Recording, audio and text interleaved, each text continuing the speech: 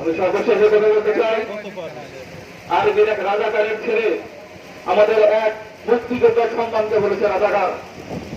আমরা তার দৃঢ় প্রতিবাদ জানাচ্ছি এবং এই রাজাকারের ছেলের আজকে কুশপুত্তলিকা দমন হবে আমাদের এখানে।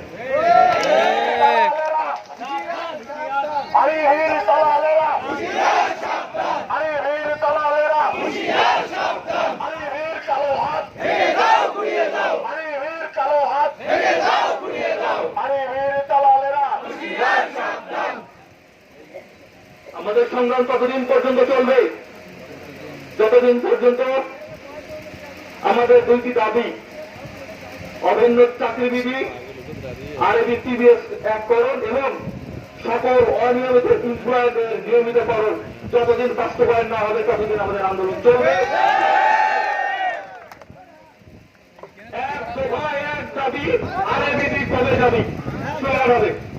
এক দফা এক দাবি, আরবি কবে দাবি, এক দফা এক দাবি, আরবি কবে দাবি, আরবি কবে দাবি, এক দফা এক দাবি, আরবি কবে দাবি, এক দফা এক দাবি, এক দফা এক দাবি, আরবি কবে দাবি, চুক্তি থেকে মুক্তি চাই, নিয়মিত চাকরি চাই, নিয়মিত চাকরি চাই, চুক্তি থেকে মুক্তি চাই। ধন্যবাদ। এ পর্যায়ে আমাদের সংগ্রামী বক্তব্য শ্রবণ করবেন। আমাদের অনেক বন্ধুবান আছেন, সবাই এক এক করে বক্তব্য উপস্থাপন করবেন।